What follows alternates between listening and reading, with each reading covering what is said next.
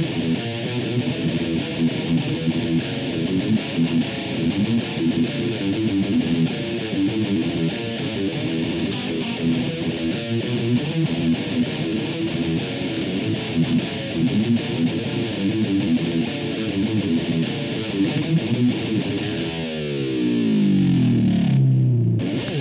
everybody, Dave Nassie over here at Next Level Guitar. How you doing? We're going to have a really fun Inspired By lesson today. And what's going to be cool about this, a fantastic artist, of course, leader of a really legendary band. But what's going to be great about this Inspired By is we're going to take a little bit more of a riff approach, and we're going to do some cool lead work as well. But we're going to think about how you can spice up some of your metal riffs with different intervals, things you might not typically think of, and a way to use thirds and things like that. So let's take a look at this. We're going to be in the key of E here, or E minor. Now, a lot of this is going to be really keeping your right hand on fire today and keeping it really warmed up. So let's talk about ways that we could do that and some of the dynamic with palm muting that's going to be crucial for some people that may not do a lot of this, or even for some of you more advanced students. So if I'm going like this and I'm doing straight downstrokes, I have to mention this because sometimes we have floating tail pieces and things that'll move around on us. If we bonk the string too hard, you really get a dipping kind of effect out of it. Actually, that didn't happen, which is kind of cool. But if I hit it too hard, it'll tend to float. And we want to watch out for that because sometimes when we do these things, if our stamina runs out a little bit, we'll get a little heavy with our hand. And we want to watch out for that. So a good part of this technique is going to be coming from the fact that I'm going to have my right hand really lightly muted back here, and I'm going to control that dynamic between loud and soft. We're going to do a little bit of this triplet rhythm, so let's just talk about that for a second. I've had some of this in some of my other video lessons as well. I like to pull my finger in, so I bend my thumb a little bit, or my thumb knuckle comes up there so the pick bends a little bit. I cross at an angle, and I can control the palm muting from that side of it. If we have triplets like that, a lot of times we'll get into doing riffs, and there's so much cool stuff in E, that you can do. Just off of like that basic kind of pentatonic outline. You can do a lot of chromatic stuff.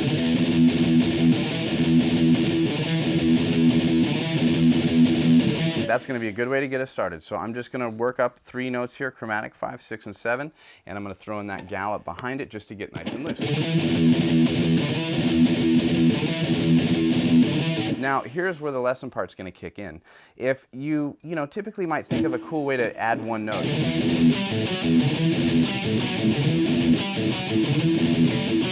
But intervals are so great because in metal, you can get some of these kind of dark sounds with it. And we're in standard tuning. A lot of times today people are playing in drop tunings. This is a good way, I can also say, and I should have said maybe at the beginning, a good way to make a standard tune heavy metal riff sound bigger than it might intentionally come off, like almost like a detuned riff.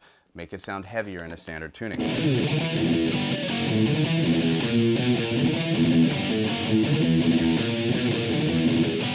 And you're kind of, you got a lot of skill going on here in the sense that I'm doing a quick triplet, I'm jumping to an interval, and that's always really useful to do. But how can I make this single note line another dark sounding interval? You get a minor third.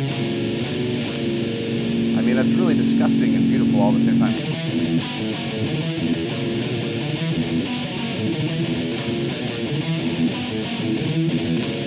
So whereas you might be writing a riff and you might think to yourself, okay, I have this kind of a feel, how can I darken that up a little bit? And these interval shapes are really, really useful and helpful in creating your own kind of sound. So those kind of intervals can be really, really helpful in creating some darker sounds as you play through your riff. Another one right there where I might take that same thing on a lower octave and now I get this. And this. You get some cool sounds in there.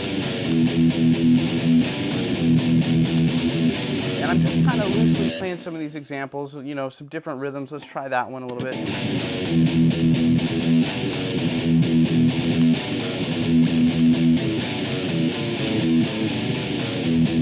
So that was, and slow slowly, keep in mind, these things might not sound like the greatest thing, but when you get them moving, this is another one that we can do right there. Really cool stretch. I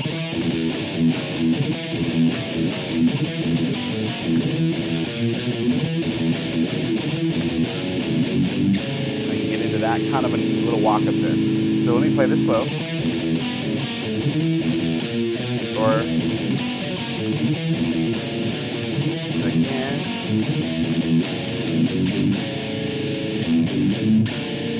All this neat little tension that can happen within playing a riff. And to go back to thinking maybe what this could be made up from really quick, just really simple, is some of this kind of play that you typically would do. You know, with these kind of power chords. And you're just spicing up those power chords with some different kind of intervals. And that's a really fun way to go through things. I think that's pretty important. Before we get to the solo bits, let me just mention one thing that I think is kind of cool too. And we've seen this in some of the videos that might be put out. But the way to move down to lower strings by bringing in these power chords being played with 2 different fingers. And now in the studio, I gotta say, these are things that I think of whenever I'm recording for somebody, because you want to make sure that you don't have any string noise between chord changes, and it works great for those kind of situations. So I think those are really good things to practice as well. And you'll be, you know, curious to find out where that comes up in your playing, where it's good to use that maybe instead of jumping all the way over here like that. I think that's a pretty useful tool. If you look below in that text box, there's a really nice link down there. And if you click on that link, you're going to get a free lesson that's not available on YouTube, a coinciding ebook that has all kinds of great scales and chord diagrams. And remember, this is free content. It helps you keep in touch with the website.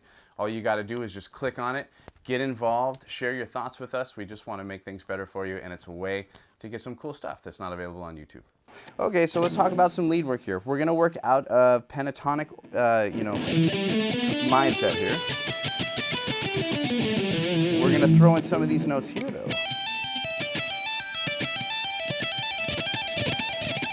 And this is going to be our first lick. So we can do this a couple different ways. I'm going to pick with a down stroke, then an upstroke, downstroke, upstroke, and pull off.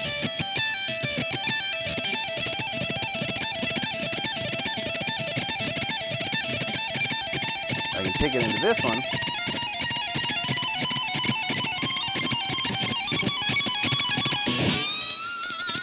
Ooh, I saved it. I thought I was going to lose it there at the end, everybody. I wasn't sure. Okay, so that lick right here, really simple in concept. I'm going to turn this way so you can see how much muting is going on with my right hand. You get 1, 2, 3, and then I'm pulling straight off. I have a minor third between my first finger and my third finger, and then a whole step here between my third finger and my pinky. That's going to shift up evenly.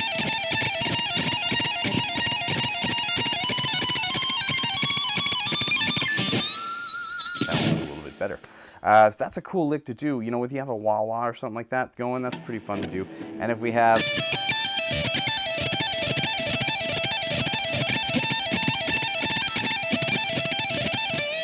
you can kind of mess around with that. You know, it's funny, there's some quirky bluesy-ish, is that a word? Oh my gosh.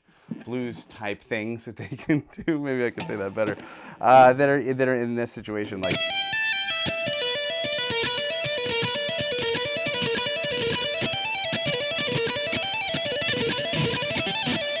Those are kind of fun to mess around with. They're, you know, slippery, you know, for lack of a better way of saying that. You get this kind of, that blues note in there. And it's interesting because you have 2 of the same note popping up and you got that flat 5. So it sounds kind of, you know, weird at first.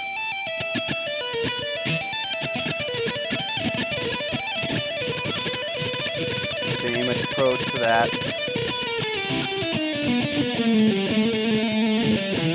And you see how I just kind of plugged in those notes in the middle.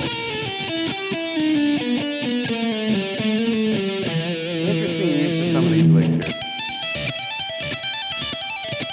That's a little bit different where I'm going to do more of a legato approach. We'll say that here and we'll round it out. So if I start here with a pick stroke, up stroke, that's a down into an up. And I'm going to hammer on and pull off. Maybe go go into the picking. Throw this guy in there.